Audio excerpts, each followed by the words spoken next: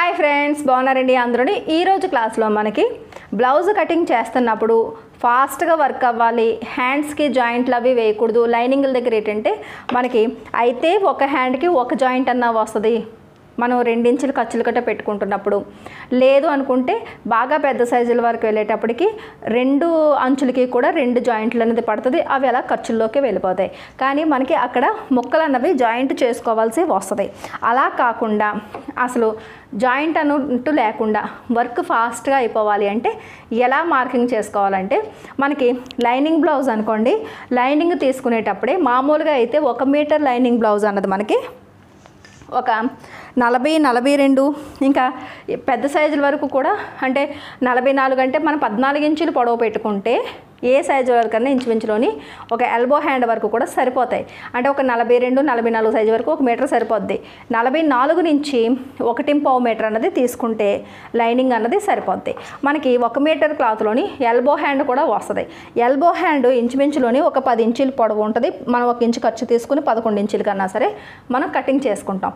ఇప్పుడు కరెక్ట్గా అంతే మిగులుతుంది. 1 మీటర్ క్లాత్కి మనం 11 ఇంచుల వరకు హ్యాండ్ అన్నది తీయగలుగుతాం. ఎప్పుడు ఇక్కడ మిగిలిన క్లాత్ ఇది ఫోల్డింగ్ కదా, ఇలా పెడితే 4 మడతలు వస్తాయి. దీన్ని కొద్దిగా ముందుకు జరిపి మనం మార్కింగ్ చేసుకుంటాం. ఇక్కడ 2 అంచులు మనకి జాయింట్లు అన్నవి వస్తాయి. అలా కాకుండా మొత్తం ఏకండ్గా రావాలి అంటే కనుక క్లాత్ ఎంత తీసుకోవాలి, ఒక 10 ఇంచీలు అనుకోండి, అంటే 11 ఇంచులు మనకి వచ్చింది ఉన్నదనుకోండి క్లాత్, ఇంకొక 11 ఇంచులు మనకి కావాలి. ఇంకొక 11 ఇంచులు ఇలా కావాలనుకుంటే ఇంచుమించులోని మనకి ఇంచుమించులోనే ఒక 28 ఇలా వచ్చింది కదా, అంటే ఎన్ని సెంటీమీటర్స్ అనమాట.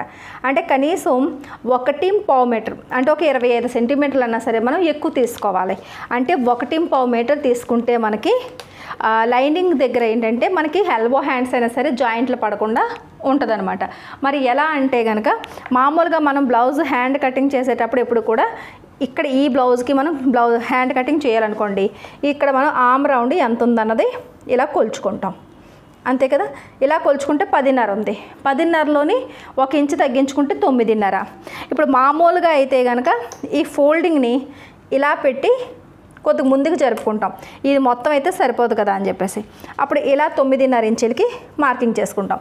క్లాత్ మనకి ఖర్చు అవ్వదు, కానీ దీనివల్ల ఏంటంటే జాయింట్ వస్తుంది. వర్క్ కొద్దిగా ముక్కలు అతికించుకుని ఇవన్నీ చేసేటట్టుగా టైం ఎక్కువగా పడుతుంది. లేదు మనకి అలాంటి పనులు వద్దండి అని అనుకున్నప్పుడు ఏం చేయాలి అంటే కనుక ఏదైనా కాస్ట్లీ బ్లౌజులు పట్టు సారీస్లో గట్టా మనం బ్లౌజులు స్టిచ్చింగ్ చేస్తున్నప్పుడు, ఒకవేళ మగ్గం వర్కులు గట్టా స్టిచ్చింగ్ చేస్తున్నప్పుడు అయినా సరే వీలైతే 1.5 లేదా 1.5 మీటర్ మనం లైనింగ్ తీసేసుకున్నా సరే ఇంకెక్కడా కూడా జాయింట్లు అనేవి పడవన్నమాట.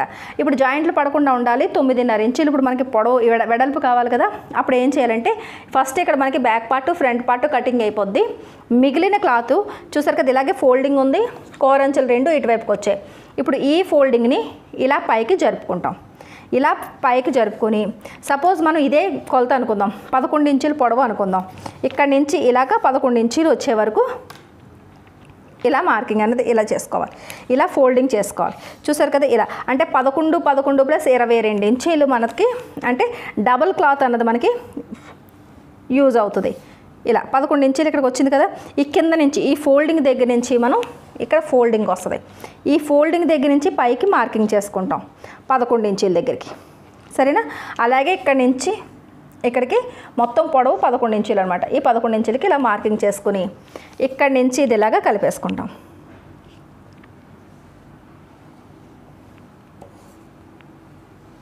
ఇలా దాని తర్వాత ఇప్పుడు ఆమ్ రౌండ్ కొలుచుకుంటే 10.5 వచ్చింది.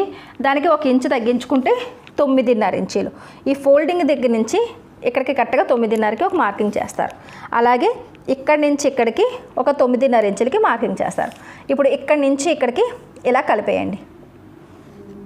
ఇక్కడి నుంచి ఇక్కడికి ఇలా కలిపేసుకోండి, సరేనా. ఇప్పుడు ఇక్కడి నుంచి నార్మల్గా అంటే అది బ్లౌజ్ అవ్వచ్చు, డ్రెస్ అవ్వచ్చు, దేనికైనా సరే హ్యాండ్ కటింగ్ చేస్తున్నప్పుడు చిన్న హ్యాండ్స్ అంటే ఒక 8 ఇంచులు పొడవు వరకు అయితే కనుక 3 ఇంచులు ఇక్కడ నుంచి ఇక్కడికి చంకదింపు తీసుకుంటాం. అదే మనకి 8 ఇంచెస్ దగ్గర అంటే 9 నుంచి 11 అవ్వచ్చు, 15 అవ్వచ్చు, 20 ఇంచులు పొడవు అవ్వచ్చు, ఇంకెంతైనా 3.5 ఇంచులు మనం చంకదింపు అన్నది తీసుకుంటాం. సరేనా? ఏ సైజు వాళ్ళకైనా సరే పైనుంచి ఒక 3.5 ఇంచులకి మార్కింగ్ చేసుకోండి. సరేనా? ఇప్పుడు బ్లౌజ్లోని మీరు ఎన్ని ఇంచులు ఖర్చులు తీసుకున్నారు? ఇక్కడ నేనైతే 2 ఇంచులు ఖర్చులు తీసుకున్నాను. అలాగే ఇక్కడ కూడా ఇక్కడ నుంచి ఇలా స్ట్రైట్గాని ఇలా 2 ఇంచుల దగ్గరికి మార్కింగ్ చేస్తారు. ఇక్కడ ఒక మార్కింగ్ ఇలా పెట్టండి, ఇది 2 ఇంచులు. సరేనా? ఇక్కడ ఫోల్డింగ్ దగ్గర నుంచి ఇక్కడ ఇలా 2 ఇంచులు ఇక్కడికి ఇలా స్ట్రైట్గా వదిలేస్తారు. ఇప్పుడు ఇక్కడ నుంచి ఇక్కడికి షేప్ తీసుకోవాలి. ఒకవేళ మీరు బిగినర్స్ అయ్యుండి షేప్ తీసుకోవడం రాకపోతే కనుక ఇలా స్కేల్ తీసుకోండి. స్కేల్ తీసుకుని ఈ మార్కింగ్ దగ్గర నుంచి ఇక్కడికి ఇలా కలుపుకోండి. అంతే, ఆటోమేటిక్గా మీకు హ్యాండ్ అయిపోద్ది. ఇక్కడ కటింగ్ చేసేటప్పుడు ఇక్కడ ఇలా రౌండ్ కొద్దిగా ఇలా కర్వ్ తిరిగేటట్టుగా ఇలా కంటిన్యూస్గా కటింగ్ వెళ్ళిపోవాలి. అలాగే ఇక్కడికి ఇలా వచ్చేటప్పటికి కంటిన్యూస్గా కటింగ్ అన్నది ఇలా చూసారు కదా, ఇలా వెళ్ళిపోవాలి. అంతే, ఆటోమేటిక్గా మీకు షేప్ అన్నది వచ్చేస్తుంది. చాలా సింపుల్ మెథడ్ అనమాట. ఎంతకన్నా సింపుల్ మెథడ్ మీకు ఇంకెవ్వరు చెప్పరండి. చూసారు కదా, చాలా ఈజీగా మీకు మార్కింగ్ అయిపోద్ది. అప్పుడు ఇక్కడ మనకి లూజ్ ఎంత, నా బ్లౌజ్కి అయితే కనుక 5.5 ఇంచులు, మీది ఎంత అయితే అంత లూజ్ పెట్టుకోండి. తర్వాత 2 ఇంచుల ఖర్చులు కూడా మార్కింగ్ చేసుకుంటాం. ఇప్పుడు ఈ చివరిని ఇక్కడి నుంచి ఇక్కడికి ఇలాగ కలిపేసుకుంటారు. అలాగే ఇక్కడి నుంచి ఇది ఇక్కడికి ఇలా కలిపేసుకుంటారు. ఇప్పుడు చూసారు కదా, మొత్తం హ్యాండ్ అంతా వచ్చేసింది. ఇప్పుడు కటింగ్ చేద్దాం.